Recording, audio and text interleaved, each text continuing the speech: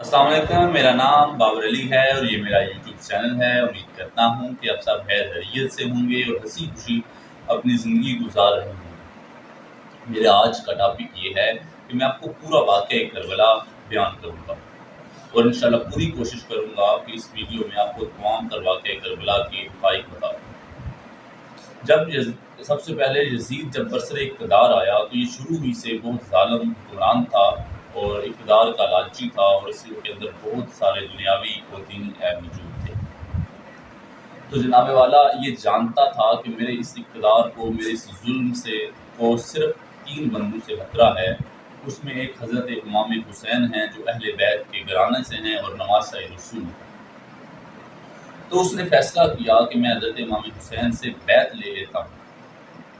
اس نے اس وقت جو مدینہ کا گورنر تھے ان کو پیغام بھیجا کہ جاؤ حضرت امام حسین سے کہو کہ یزید کے ہاتھ پر بیعت کی جائے۔ جب یہ پیغام مدینہ کے گورنر کو پہنچا تو اس وقت عشاء کی نماز کا وقت ہو گیا تھا اور حضرت امام حسین عشاء کی نماز پڑھا کر بیٹھے ہوئے تھے۔ تو مدینہ کے گورنر کا جو پیغام ہے وہ حضرت امام حسین تک پہنچا کہ آپ کو گورنر مدینہ بلا رہے ہیں اور کچھ پیغام دینا ہے۔ حضرت امام حسین اسی وقت جان گئے تھے کہ یزید کی بیعت کا یہی پیغام ہے۔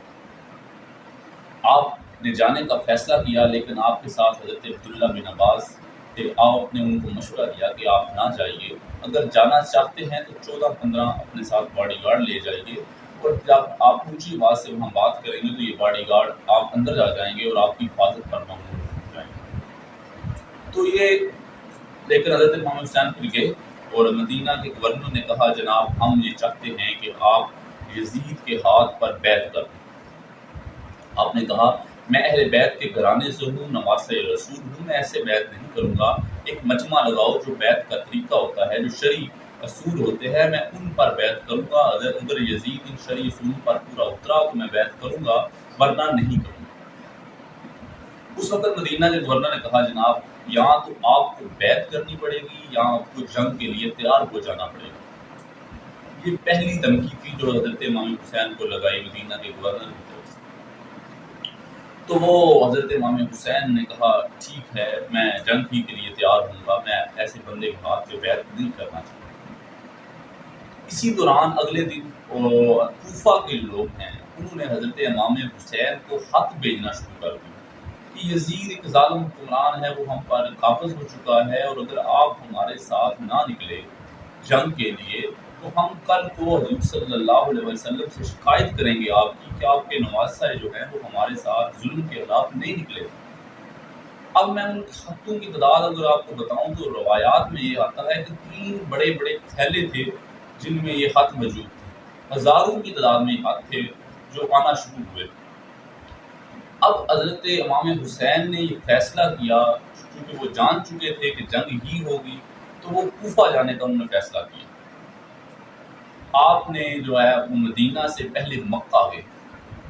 حج کے ٹھیک 2 دن پہلے آپ نے جو سفر شروع کیا کوفہ کا، لیکن آپ جب مکہ گئے تو آپ نے وہاں کے بڑوں کو اکٹھا کیا، جمع کیا، اور آپ نے ان سے مشورہ کیا کہ یہ باتیں ہیں اور یہ یزید اب حکمران بن چکا ہے، وہ ظالم ہے، آپ اس کے خلاف بغاوت کا وقت ہے، اس کے خلاف بغاوت کرنے کو کہہ رہے ہیں، کوفہ کے لوگ جنگ کرنے کو کہہ رہے ہیں، تو آپ کیا مشورہ دیتے ہیں؟ تو وہاں جو مکہ کے بڑے لوگ تھے انہوں نے یہی مشورہ دیا کہ آپ جو ہے وہ کوفہ نہ جائیں، کوفہ کے لوگ آپ کے ساتھ جو مخلص نہیں ہیں وہ بھاگ جائیں گے۔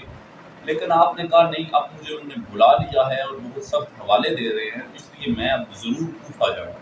تو بہت زیادہ اصرار پر اب یہ فیصلہ ہوا کہ جو ہے حضرت امام حسین کے چچا کے بیٹے تھے مسلم بن عقیل، یہ بہت ہی دنا آدمی تھے، بہت ہی سلجھے ہوئے آدمی تھے، اور انہوں کو کہا گیا کہ آپ جائیے کوفہ کے حالات پہلے دیکھیے کہ وہاں کیا ماجرا ہے، کیا واقعی وہاں کے لوگ آپ کا ساتھ دیں گے۔ تو حضرت مسلم بن عقیل کو ان کے 2 بیٹوں کے ساتھ کوفہ بھیجا گیا۔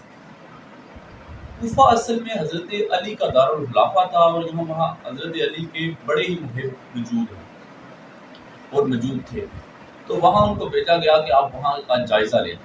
جب حضرت مسلم بن عقیل وہاں پہنچے تو وہاں پہلے دن حضرت مسلم بن عقیل کے خاص میں 17,000 لوگوں نے بیعت کی۔ کوفہ کے جو لوگ تھے انہوں نے 17,000 لوگ پہلے دن، اور وہ کہہ رہے تھے جناب، وہ جو لا رہے تھے وہ کہہ رہے دیکھیے آپ کے ساتھ ہیں، حضرت امام حسین کے ساتھ ہیں، ہم دیکھیے پہلے دن 3 دنوں میں 40,000 لوگوں نے آپ کی بیعت کر لی تھی۔ اب ادھر حضرت مسلم بن عقیل نے حضرت امام حسین کو خط لکھ دیا کہ آ جائیے، یہاں حالات ٹھیک ہیں۔ اب یہ جب خبر یزید تک پہنچی، اور جو کوفہ کے اس وقت گورنر تھے وہ نعمان بن ثابت تھے، اور نعمان بن ثابت بہت زیادہ محب تھے اہل بیت کے۔ اب یہاں جو یزید کے چمچے موجود تھے کوفہ میں، انہوں نے پیغام بھیجا یزید کو کہ یہاں کا گورنر بہت شریف ہے، اور یہ سارے لوگ دڑا در حضرت امام حسین کی بیعت کر رہے ہیں، اگر ان کا کوئی حل نہ کیا گیا تو یہاں واقعی حضرت امام حسین جنگ کے لیے آئیں گے اور تمہاری حکمرانی ختم کر دیں گے۔ تو اس وقت جو ابن زیاد کا نام آپ نے سنا ہوگا، وہ کوفہ کا گورنر نہیں تھا پہلے۔ یزید کو نے اسے، کیونکہ ابن زیاد بہت ظالم تھا، اس نے یزید نے اس کو بھیجا کہ تم جاؤ، تمہیں میں کوفہ کی گورنری بھی دیتا ہوں، 2 گورنریاں ہو جائیں گی تمہارے پاس، اور جا کر حضرت امام حسین کے خلاف لوگوں کو بغاوت پر مجبور کرو۔ تو جو ابن زیاد ہے وہ شام کو، اب ادھر حضرت مسلم بن عقیل نے حضرت امام حسین کو خط لکھ دیا تھا، اور ادھر جو ابن زیاد ہے وہ کوفہ میں داخل ہوا۔ اس وقت شام ہو چکی تھی، اور کوفہ کے بڑے لوگ تھے یا بڑے سردار جسے آپ کہہ لیں، اس نے اس کو جمع کیا، ابن زیاد نے سب کو جمع کیا اور کہا کہ اگر تم نے یہ ہمارے ساتھ نہ دیا، اگر یزید کا ساتھ نہ دیا تو تم سے یہ جو سرداریاں اور چھین لی جائیں گی، تمہارا مال لوٹ لیا جائے گا، تمہارے بچے اٹھا لیے جائیں گے۔ اقتدار کی حبس بھی دی گئی۔ تو اب کوفہ کے لوگوں نے بغاوت شروع کر دی۔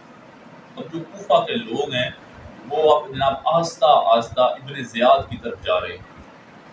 اب اس نے ایک رات میں اتنا جو ہے وہ اقتدار کا لالچ دیا ان کوفہ کے لوگوں کو کہ صبح جب حضرت مسلم بن عقیل جو ہے وہ ظہر کی نماز پڑھانے آئے، جو 40,000 کا مجمع تھا کوفہ کی مسجد جامع مسجد میں، اب وہاں صرف 7,000 بندہ رہ چکا تھا ظہر تک۔ جب آپ نے مغرب کی نماز پڑھائی تو صرف 4 اور 5 صفیں موجود تھی پیچھے، اور آپ نے مغرب کا جب سلام پھیرا تو آپ دیکھتے کیا ہیں کہ پیچھے بندہ ہی کوئی نہیں ہے۔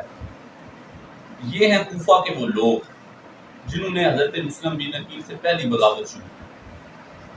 اب چونکہ حضرت مسلم بن عقیل کا خط حضرت امام حسین کو پہنچ چکا تھا، تو ادھر حضرت امام حسین نے تیاری اور سفر جو ہے حج سے 2 دن ٹھیک پہلے سفر شروع کر دیا کوفہ پر۔ اب جب ابن زیاد نے دیکھا کہ مسلم بن عقیل کے ساتھ کوئی بندہ نہیں ہے، تو ابن زیاد نے حضرت مسلم بن عقیل کو شہید کر دیا۔ شہید اس طرح کیا کہ آپ کو ایک مسجد کی مینار سے گرایا گیا اور آپ کو وہاں شہید ہو گئے، اور آپ کی لاش کو جو ہے وہ ایک چوک پہ لٹکا دیا گیا کہ کوفہ کے لوگ اس سے عبرت حاصل کریں اور یزید کے خلاف بولنا جرم سمجھیں۔ اب حضرت امام حسین نے سفر شروع کر دیا، اور رستے میں آپ کو ایک کیف شاعر ملا، وہ بھی حضرت اہل بیت کا بہت زیادہ محب تھا۔ اس نے بتا دیا کہ جناب آپ کدھر جا رہے ہیں، تو آپ نے فرمایا کہ میں کوفہ جا رہا ہوں۔ تو آپ نے فرمایا کہ کوفہ کے جو لوگ ہیں وہ یزید کی بیعت کر چکے ہیں۔ تو حضرت امام حسین نے فرمایا مجھے پتہ ہے، لیکن اب چونکہ میرا بھائی چلا گیا ہے تو میں بھی ضرور جاؤں گا۔ ادھر بھی کیف نے یہ بھی پیغام دے دیا کہ مسلم بن عقیل جو ہے ان کو شہید کر دیا گیا۔